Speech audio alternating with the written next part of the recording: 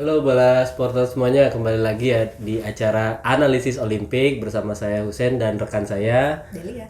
Nah, pada sesi kali ini kami akan membahas prestasi para pebulu tangkis Indonesia jelang BWF World Tour Finals ya. Nanti di awal bulan Desember nanti.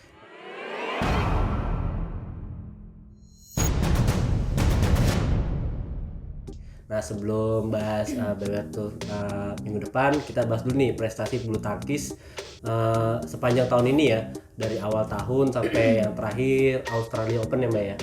Nah, itu kan ada beberapa pebulu tangkis kan yang dulu tuh yang kelihatan cuman ganda putra atau mungkin tunggal putra aja, tapi kan makin kesini kan udah kelihatan tuh ya ganda campuran udah mulai berprestasi ya Mbak ya. Dan tunggal putri juga ya, walaupun nggak juara kan, Jadi tapi juara ya. seenggaknya sudah meningkat ya. Nah, kita akan bahas nih insya Allah secara lengkap ya Mbak ya, mulai dari awal tahun. Mungkin kita bisa bahas tipis-tipis dulu dari awal tahun nih Mbak. Nih dari turnamen awal itu kalau nggak salah ada beberapa di Asia ya Mbak ya. Iya. Mungkin kita bahas dulu Mbak. Siapa aja sih Mbak yang juara-juara di awal tahun nih Mbak? Waktu tahun memang yang belum kan masih peralihan nih, masih yang dari pandemi, jadi turnamen tuh belum terlalu beruntun banyak, tapi udah mulai ada. Tapi yang awal-awal yang fenomenal sih waktu pas yang Fikri Bagas ya, Oh, iya. juara All England, karena Oh, debut iya. mereka di All England terus langsung dapet juara di Super 1000 turnamen. Kejutan banget itu tuh. Iya. Terus juga Fajarian kan juga kita nggak nyangka nih performanya dia naik, karena kan waktu pas awal-awal tuh dia masih yang Eropa sebelum All England, Jerman All England kan kurang Kurang oke. konsisten ya.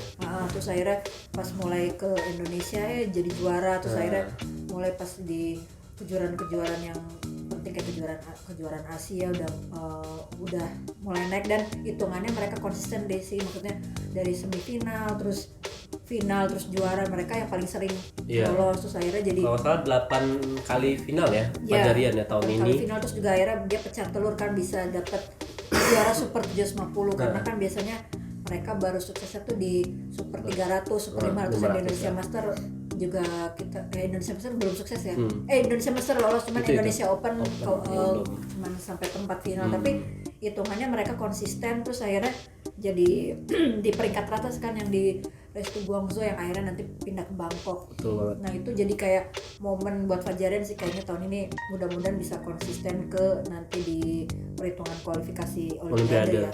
Terus pas tunggal putra kan kita memang tahu kayak Anthony kan yang sempat turun tuh waktu pas yang sesudah Olimpiade, tapi akhirnya dia bisa mulai Bangkit ya. mulai naik, yang terus ada mulai Thomas, terus akhirnya dia Singapore Open mulai menang. Tapi memang menangnya itu dia udah merasa performanya udah baik, terus juga sekarang persaingannya kan kuat ya kan. Coba aja bisa lihat kayak peringkat 1 sampai 10 kan, kita nggak akan nyangka kalau ternyata akan diisi oleh orang-orang itu. Kayak misalnya ada Victor Axelsen, mungkin bukan kejutan ya karena dia dari tahun kemarin kan konsisten. Terus Momota juga yang turun drastis banget, udah kelempar dari 5 besar ya dia. Iya, terus Lee Jia terus yang akhirnya udah mulai ngangkat, dia udah masuk peringkatnya udah 3 besar. Terus Loh Ken Yu, terus juga ada yang setelah Momota turun ada Kodai Naraoka. Naraoka di peringkat 13 sekarang ya. Iya, jadi maksudnya udah mulai masuk top 20 itu udah udah mulai ada kejutan-kejutan, dan kita nggak boleh ngeremehin. Jadi kayak tunggal putra kan kita masih taunya sama Jonathan sama Anthony, tapi kan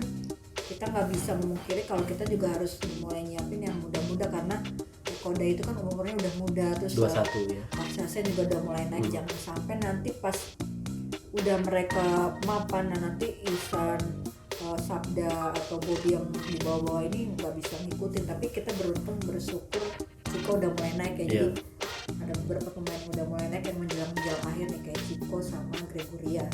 Terus ganda campuran juga nih yang Rehan Lisa, yang setelah kita melihat kan kemarin dari Mas Nova bilang sosok senior nggak ada, terus mereka dari junior kayak setelah Pramel keluar, terus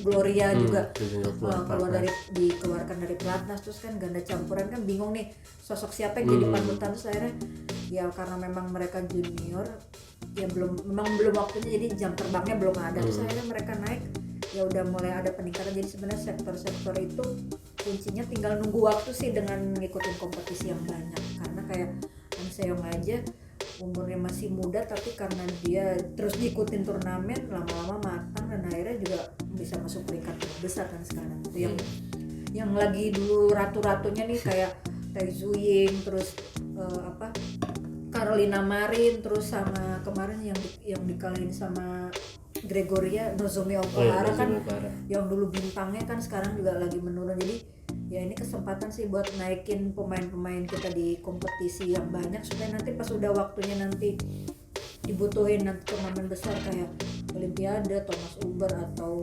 Sudirman Cup tuh bisa diambilin lah gitu. Karena kalau nggak ngikutin banyak turnamen agak susah sih.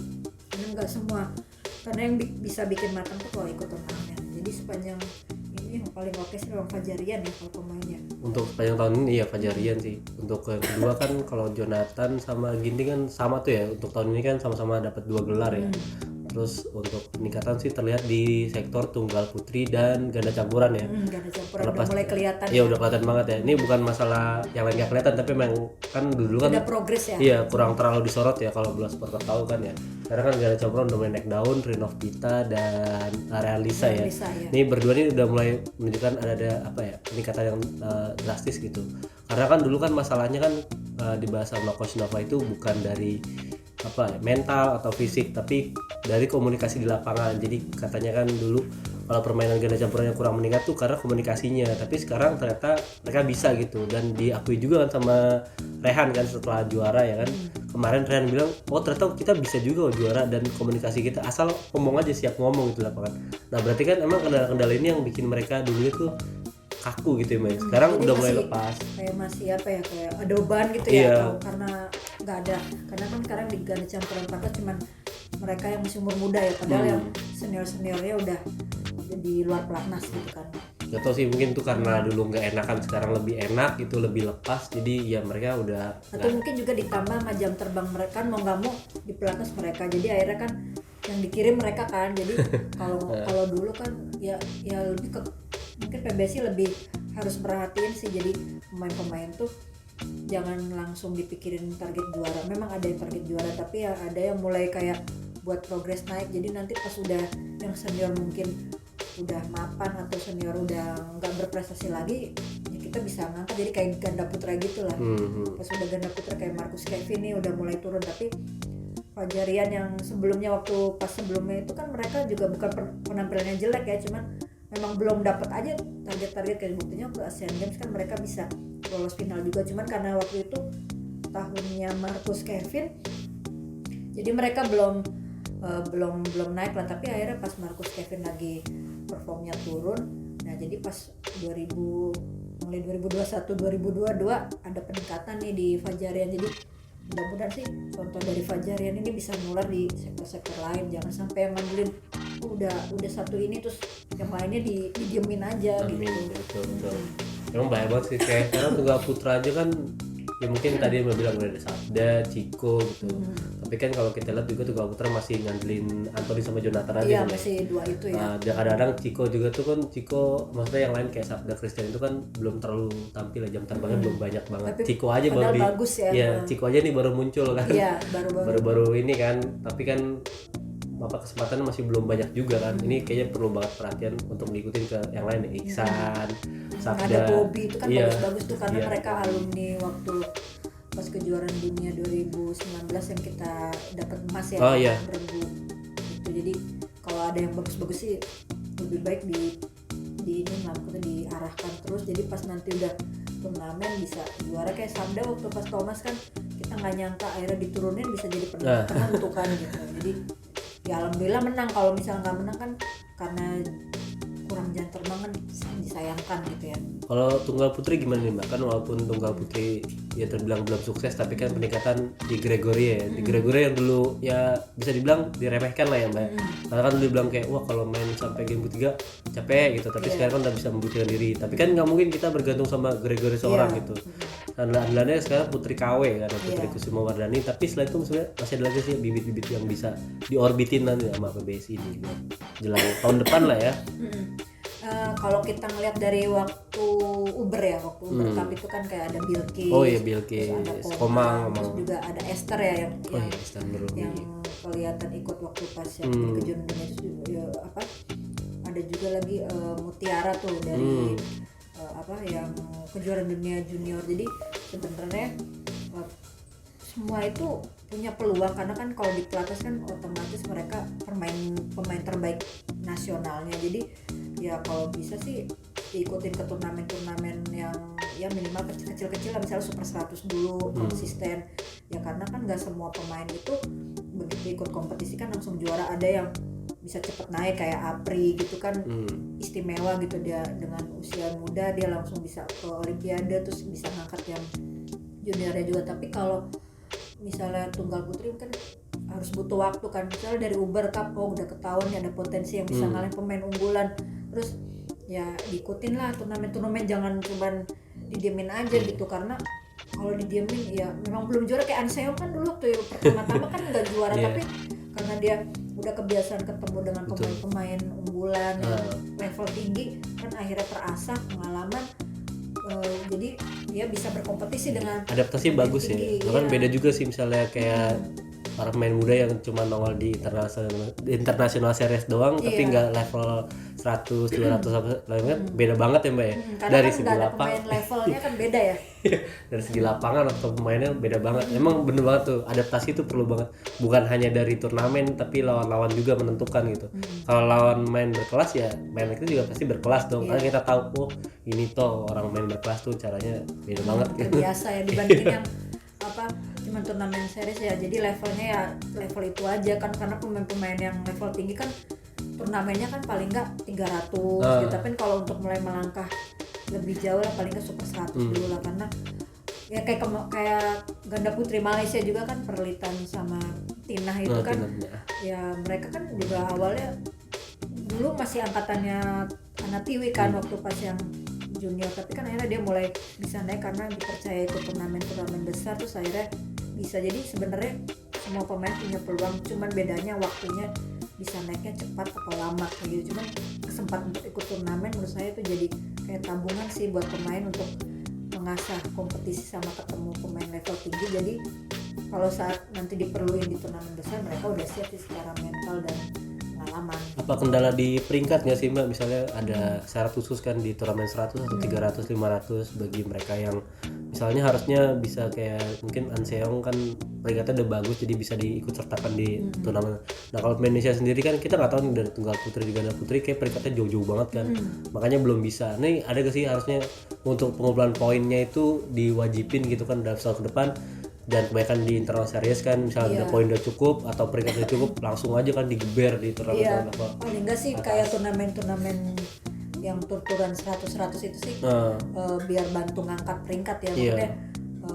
Karena kan kalau 100 kan masih ada dari kualifikasi ya, jadi ada peluang. Karena kan kalau misalnya kita nungguin series gitu peringkat agak susah, jadi mulai dicoba dengan diasah nomor-nomor gitu. Karena pas kemarin waktu yang coba-coba di Malang itu kan Super 100 ya kayak ada kombinasi Pram Rahma, terus juga ya pemain-pemain udah yang ganda kan udah mulai diotak-atik, terus mulai di Pomang ikut-ikut tuh kan paling tidak tuh ada progresnya ya, kelihatan ya mereka kompetisinya seperti ini, terus persiapannya gimana. Jadi itu bantu juga sih buat poin. Jadi memang kayak turnamen kecil maksudnya kita bisa ngadain di dalam negeri itu juga ngebantu buat pemain, karena kan nggak semua pemain mungkin bisa ikut turnamen yang pergi ke luar negeri. Cuman kalau pelatnas sih menurut saya ya harus lebih diprioritasin ya, karena memang walaupun kendalanya itu dana, tapi ya kalau udah nasional bulu tangkis harusnya sponsor bisa bantu ya. Iya harusnya sih.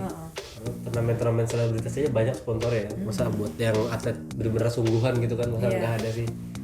Mungkin itu ya bantuan salah satu pandangan dari kita gitu untuk beberapa prestasi kemudian bulu tapi tangkis. belum muncul ya buat World WTF ya? Iya belum nih Mbak. Mungkin katanya sih menjelang ya untuk minggu depan. Iya minggu depan ya. Mungkin ya minggu depan kita bisa bahas soal potensi Indonesia di World Tour final ya, bola supporter. Jadi minggu depan itu udah mulai mendekati alatan ajang BWF World Tour akhir musim ini ya. Jadi itu turnamen bergengsi ya dari BWF. Jadi turnamen BWF World Tour tertinggi lah ibaratnya penutupnya kan. Iya. Nah di karena situ semua bisa lulus ya. Iya hanya 8 pemain peringkat dunia ya, tunggal maupun ganda. Di situ udah dikumpulin, mereka ngumpulin dari terbaik poin-poin dalam satu musim ya. satu musim ini. Iya. Nah, beberapa pemain kan mungkin bola supporter udah tahu dari tunggal putra itu ada Jonathan sama Anthony, tunggal putri Gregoria ya. Walaupun belum resmi. Gregoria kayaknya belum ada ya. Iya, belum resmi tapi kok Rudy di Laut Twitter udah ngumumin, Mbak. Oh gitu. Iya, walaupun belum resmi Masih juga. bocoran ya, Iya, karena bocoran Gregor udah lolos. Nah, itu tapi kita nunggu resminya aja kan dari BWF sendiri karena kan kita nggak tahu Pusarla Sindu itu nerima apa enggak undangannya. Walaupun Karena katanya cedera ya. iya cedera. Nah, untuk dari ganda campuran itu Rinov Pita yang tampil, ganda putra ada 2, Ahsan Hendra sama Fajarian ya, Mbak ya. Ganda putri kita nggak ada ya? Oh iya, ganda putri nggak ada. Nggak ada ya? Nggak ada. Karena terakhirnya sih itu ya Perlitan sama Tina. Mungkin yang nanti yang menarik itu bukan yang lain yang menarik tapi yang untuk persaingan yang ketat tuh di ganda putra sama tunggal putra ya karena kan emang beberapa ada nama baru kan ada Loken Yu sama Kodai. Debut ya. Iya Sama Kodai. Lu Guangzhou tuh. Oh iya lu gua tuh juga jangan lupa. Kalau di ganda putra debutan kita Fajarian ya Mbak ya. Fajarian. Ini sangat ditunggu-tunggu banget nih walaupun sebenarnya lawannya ya ketemu ya sama aja di World Tour juga tapi seenggaknya ini kan yang paling bergengsi di BWF World Tour ya. Mungkin itu aja. Mungkin kita tunggu lagi dari pembahasan kali ini saya rangkum dulu bahwa prestasi ini sebenarnya bisa digali lagi sama pemain-pemain muda kita ya asal dikasih kesempatan di turnamen-turnamen level yang bernomor ya level 100 atau 300 ya karena kan kita juga nggak dipungkiri bahwa beda kelas dari setiap turnamen itu beda pola permainan juga jadi kesempatan buat para pemain muda melawan pemain berkelas itu wajib adanya ya Mbak ya karena untuk mendongkrak sendiri ya para pemain itu sendiri itu aja sih ya Bola Supporter ya. Iya. Oke, terima kasih Bola Supporter yang sudah nyimak. Jangan lupa follow dan subscribe YouTube kami Bola Sport dan jangan lupa baca terus berita-berita di bolasport.com ada bola dan lain sebagainya ya. Dan jangan lupa baca-baca berita Olimpik juga. Itu banyak banget. Oke, sekian dari saya Muhammad Hussein dan rekan saya Mbak Dila. Dadah. Terima kasih sudah menonton. Silakan subscribe, like, dan jangan lupa komen di bawah ya Bola Spotter.